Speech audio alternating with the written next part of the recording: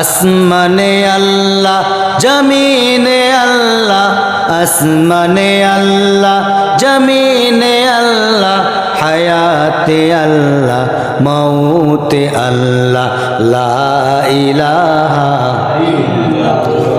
জোরে লা ইলাহা, জোরে লা ইলাহা,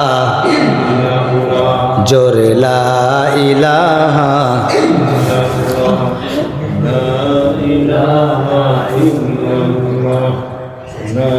লা ইলাহা ইল্লাল্লাহু মুহাম্মাদুর রাসূলুল্লাহ সাল্লাল্লাহু আলাইহি ওয়াসাল্লাম। বাড়ির মধ্যে বললেন, মা তোমরা এত তাড়াহুড়ো করে আজকে আসলে কেন? মেয়ে দুটো বলতেছেন, আব্বা আজকে কূপের ধারে একটা যুবক পাইছি, খুব শক্তিশালী যুবক, খুবই শক্তিশালী, এবং আমাদেরকে বলল মেয়ে মানুষ বেশি রাত করা যাবে না, সন্ধ্যা হওয়া যাবে না, সন্ধ্যার আগেই তোমরা বাড়িতে ফিরে যাবে। খুব শক্তিশালী, খুব একজন পরহেজগার যুবক পেয়েছে। বলবৃদ্ধ বয়স্ক মানুষ বলতেছেন, বাপ বলতেছেন, মা কালকেও তোমরা ওই মেয়েকে ওই জায়গার মধ্যেই পাবে, আমার সালাম জানাবা এবং বলবে সেজন্য আমার বাড়িতে তোমরা বলবে আব্বাজান বলবৃদ্ধ বয়স্ক মানুষ, তিনি আপনাকে সালাম জানিয়েছেন এবং আমাদের বাড়িতে দাওয়াত দিয়েছেন। পরের দিন মহিলা দুইটা চলে আসলেন, আসার সঙ্গেই সঙ্গেই বলতেছেন, ও যুবক পানি নেওয়া হয়ে গেছে, কিন্তু পানি নেওয়ার পরে বলতেছেন, ও যুবক আপনাকে আমরা চিনি না, আমার আব্বা জান বাড়ির মধ্যে বলবৃদ্ধ বয়স্ক মানুষ আপনাকে সালাম জানাইছেন এবং আমার বাড়িতে আপনাকে দাওয়াত করেছেন। মুসা আলাইহিস সালাতু ওয়াস সালাম চিন্তা করলেন, এই জনপদের মধ্যে কেউ আমাকে চেনে না, কেউ চেনে না, কেউ চেনে ওই জনপদে কেউ চেনে, কেউ চেনে না, গেলে মনে হয় সুবিধাই হবে, অসুবিধা হবে না। সরাসরি বললেন, মহিলা দুটো বলতেছেন, আমরা সামনে দিয়ে যাব, আপনি আমাকে ফলো করে পিছনে পিছনে চলে আসবেন। মুসা আলাইহিস সালাম বললেন, ওই পুরুষ আমি না, ওই পুরুষ আমি না, কারণ তোমরা মহিলা থাকবে সামনে, আমি পুরুষ থাকবো পিছনে, কারণ আমার নজর যদি তোমার দিকে যায় আমার পাপ হবে।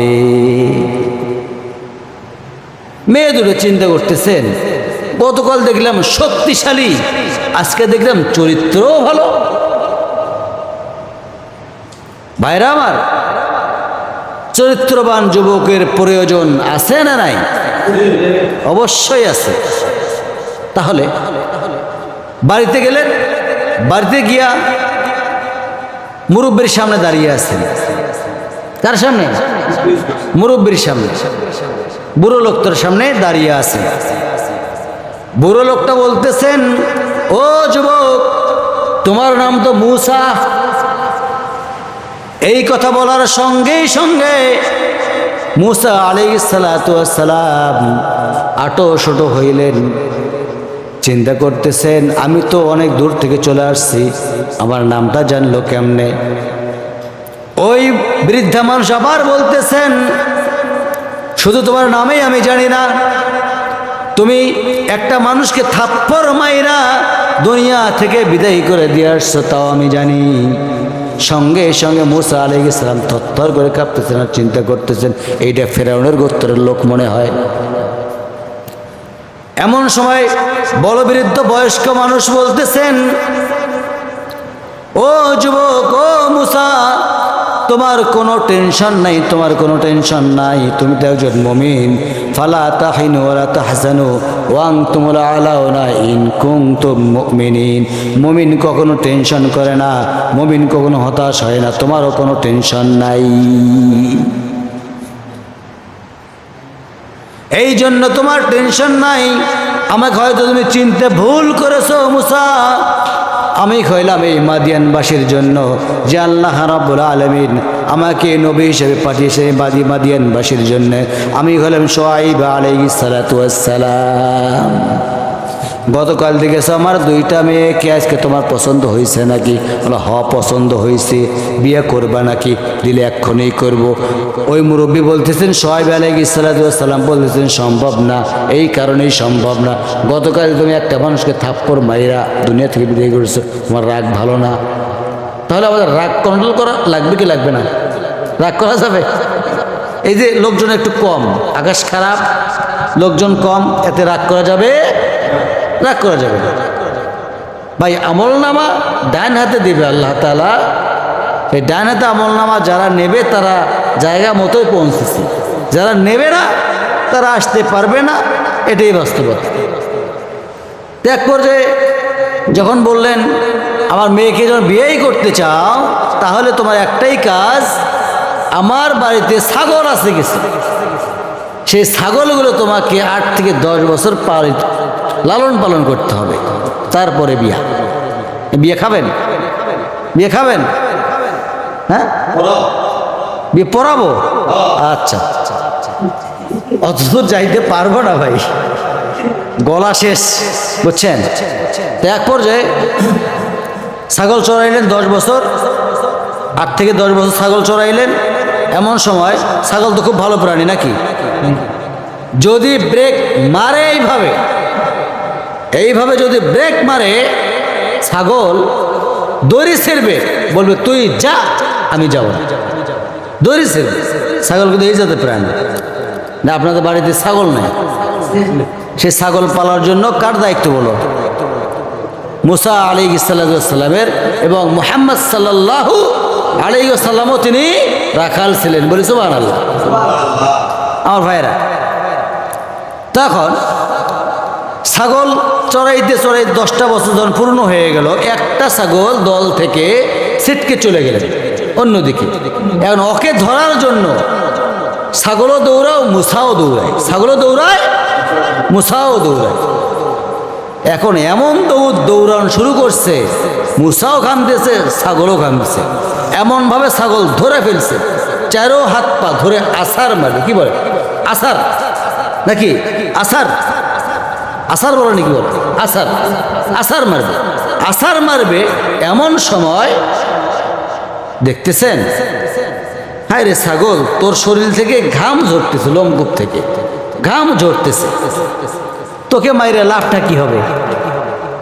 তোকে মাইরা লাভ কি হবে? তুই যতটুকু দৌড়েছিস আমিও তো ততটুকুই দৌড়েছি, যা তোকে মাফ করে দিলাম।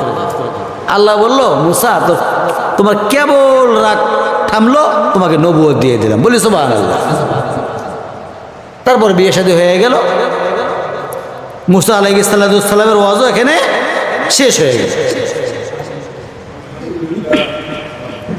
আমার ভাইরা আসুন 2-একটা কথা বলি, শেষ করে দিই, গল্প করি। এই অসুবিধা হচ্ছে? আমি যে কথাটা বলবো খুব গুরুত্ব সহকারে শুনতে হবে। লিল্লাহি তাকবীর। জাগ্রত হয়েছে? জাগ্রত হয়েছে তোরা? কেন বললাম তাকবীরটা, কেন দিলাম বলো তো? ঘুমটা কেটে যাবে, ঠিক কিনা? ডিস্টার্ব করো না, ছোট মানুষ আসছে, আল্লাহ শুকরিয়া, আল্লাহকে দোয়া করো ওকে যেন কবুল করে নেয়, বলি আল্লাহুম্মা আমিন। এখন ঘটনা হলো, আমি যে কথাটা বলতে চাচ্ছি, আচ্ছা ভাই, কাউকে যদি প্রশ্ন করা যায় আপনি সূরা ফাতিহা জানেন? বলে হ জানি। সূরা ফাতিহা জানেন? জানি। ব্যাখ্যা জানি না। কোন বান্দা যদি এই সূরা ফাতিহার ব্যাখ্যা যদি জানতো, কিয়ামত হয়ে যেত, সূরা ফাতিহার ব্যাখ্যা নিয়ে পড়ে থাকতো, বলি সুবহানাল্লাহ। আমার বন্ধুগণ, আমার ভাইরা, আমার অনেক ইমাম আছে, এই ইমামগুলো সূরা ফাতিহার ব্যাখ্যা তো দূরের কথা, সূরা ইখলাসের ব্যাখ্যা পর্যন্ত জানে না। একজন ইমাম করছিল কি, মসজিদের মধ্যে প্রতিদিন দোয়া করে, এইভাবে দোয়া করে, রব্বি হাবলি মিনাস সলিহিন, রব্বি হাবলি মিনাস সলিহিন। প্রতিদিন এই দোয়া করে এই দোয়া করতে করতে একটা যুবকের অসহ্য হয়ে গেছে। জিজ্ঞাসা করলো, ও ইমাম সাহেব, ও হুজুর, আপনি প্রতিদিন রব্বি হাবলি মিনাস সলিহিন এই দোয়া করেন কেন, এর কারণটা কি? সঙ্গে সঙ্গে বলতেছে, এই দোয়ার মানে কি আমি নিজেও জানি না। কি বুঝলেন? আমি যে রব্বি হাবলি মিনাস সলিহিন দোয়া পড়ি, এর মানেটা আমি নিজেও জানি না। ওই যুবক চিন্তায় পড়ে গেলেন, হুজুর মানে জানে না, মানে জানে না, অর্থ জানে না। أوزد عليهم ورتل القرآن ترتيلا কোরআন শুধু পড়লে হবে না, কোরআন তেলাওয়াত করতে হবে তারতিলের সহিত, দেখে শুনে বুঝে বুঝে পড়তে হবে। কথাটা মোল্লার না আল্লাহর? আরো জোরে, আল্লাহর কথা। এক পর্যায়ে ওই যুবক করলেন কি, যেন উত্তর খুঁজে পাচ্ছেন না, সঙ্গে সঙ্গে ওই যুবক চলে গেলেন আর একজন ইমামের কাছে, আর একজন জবরদস্ত আলেমের কাছে গেলেন। গিয়ে বলতেছেন, ভাই আপনি তো একজন আলেম, আপনি তো একজন ভালো আলেম, আমাদের ইমাম সাহেব রব্বি হাবলি মিনাস সলিহিন এই দোয়াটা করে, এর দোয়ার মানে কি? আমাদের ইমাম সাহেব উত্তর দিতে পারতেছে না। সঙ্গে সঙ্গে ওই আলেম বলতেছেন, এই তো সাধারণ ব্যাপার, এটার উত্তর হচ্ছে, আল্লাহ তাআলা, তুমি আল্লাহ আমাকে তুমি আল্লাহ নেককার সন্তান দান করো, নেককার সন্তান দান করো। রব্বি হাবলি মিনাস সলিহিনের অর্থ হচ্ছে নেককার সন্তান দান করো। এই কথা যখন শুনছে, ওই যুবকটা যখন শুনেছেন, সঙ্গে সঙ্গে দৌড় মেরে ইমাম সাহেবের কাছে আসছেন। কার কাছে? ইমাম সাহেবের কাছে আসছেন। আয়েশা বলতে, হুজুর আপনার ছেলে মেয়ে কয়টা? কয়টা ছেলে মেয়ে কয়টা? ইমাম সাহেব বলতেছেন, বাবা আমার ছেলে মেয়ে মাত্র 10টা। আপনি কি জানেন এই দোয়ার অর্থ কি? বাবা কি? এই দোয়ার অর্থ হচ্ছে রব্বি হাবলি মিনাস সলিহিন।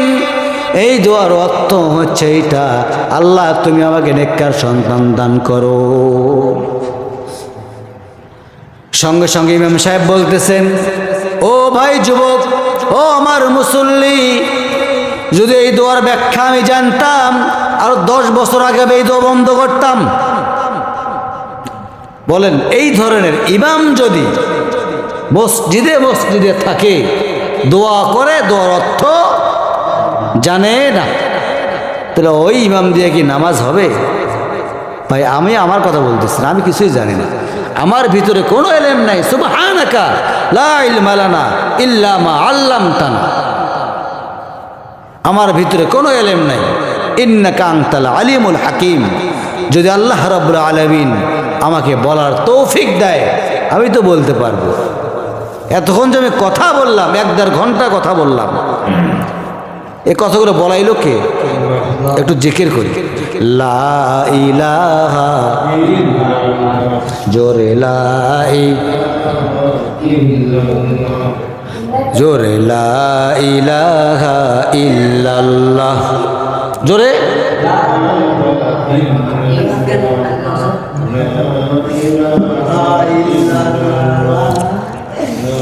লা ইলাহা